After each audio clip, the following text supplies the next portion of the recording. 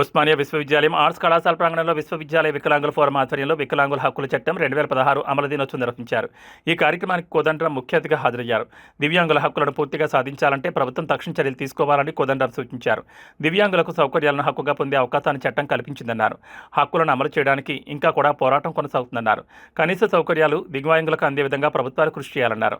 దివ్యాంగుల కోసం కాంగ్రెస్ పార్టీ మేనిఫెస్టోలో ఇచ్చిన హామీలను నెరవేర్చేందుకు ప్రత్యేకమైన కృషి చేయాలని అన్నారు.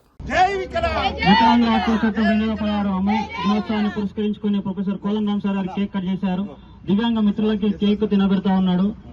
Viklang we want justice, we want justice, జై వికలాంగ్, వికలాంగుల ఐక్యత. హక్కుల చట్టము 2016 అమల్లోకి వచ్చిన రోజు ఈరోజు, అంటే ఒక దశాబ్ద కాలం పూర్తయింది.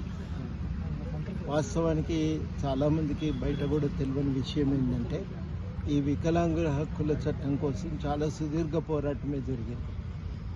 మహిళా రిజర్వేషన్ల కోసం జరిగిన పోరాటాన్ని అందరు గుర్తుంచుకున్నారు, సంతోషమే. కానీ చాలామందికి తెలియనిది ఏంటంటే అంతే తీవ్రంగా ఈ వికలాంగుల హక్కుల కోసం కూడా పోరాటం జరిగింది. అప్పుడు ఆ చట్టం తీసుకురావటానికి చాలా ఘర్షణ పడవలసి వచ్చింది. ఆ చట్టాన్ని అమల్లోకి దాన్ని రూపకల్పనలో చాలా ఘర్షణ పడవలసి వచ్చింది.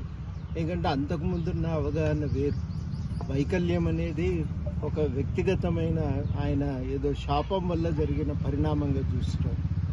కాబట్టి వాళ్ళు దాన్ని భరించాలి, సంపూర్ణంగా భరిస్తేనే ఇక ఇక్కడ నుంచి విముక్తి కలుగుతుందనే ఒక సాంప్రదాయిక ఆలోచనలు చాలా ప్రబలంగా ప్రభావం చూపుతున్న సందర్భం. ఆ సందర్భంలో వైకల్యం అనేది శాపం కాదు. మనుషులు, అందరి మనుషులు ఎట్లనో మేము కూడా అట్లా మనుషులమే. మాకు కూడా ఆకాంక్షలు, ఆరాటాలు ఉంటాయి. వాటిని సాధించుకోవటానికి సౌకర్యాలు అందరి మనుషులకు ఉన్నట్టే మాకు కూడా సమానంగా ఉండాలి. అంటే సమానత్వ హక్కును వర్తింపజేయాలి అనేది ఒక బలమైన డిమాండ్గా ముందుకు వచ్చింది. ఆ సమానత్వ హక్కును వర్తింపజేయటం కాదు, ఆ సమానత్వ హక్కును అనుభవించటానికి కావలసిన సౌకర్యాలను కూడా కల్పించాలని, దాన్ని బట్టి వైకల్యాన్ని నిర్వచించి వైకల్యాన్ని పొందినటువంటి వాళ్ళకి సౌకర్యాలు కల్పించి ఆ సౌకర్యాలను ఒక హక్కుగా పొందే అవకాశం ఈ చట్టం కల్పించింది. ఒక మంచి పరిణామం ఇది.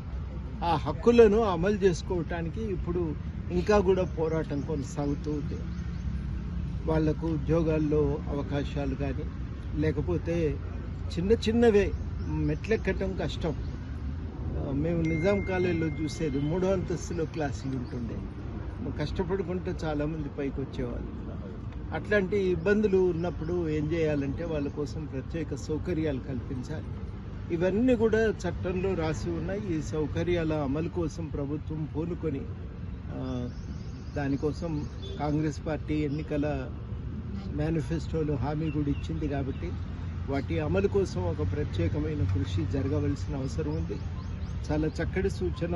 మిత్రులందరూ కూడా ఏం చేస్తున్నారంటే వికలాంగుల హక్కుల ఈ చట్టం అమలు దశాబ్ది పూర్తయిన సందర్భంగా, చట్టం వచ్చి దశాబ్ది పూర్తయిన సందర్భంగా ప్రభుత్వము ఈ దశాబ్ద కాలం, ఈ సంవత్సరం అంతా కూడా కార్యక్రమాలు జరిపి ఒకటి చట్టంపై అవగాహన కల్పించటం, విస్తృతపరచటం, అవగాహన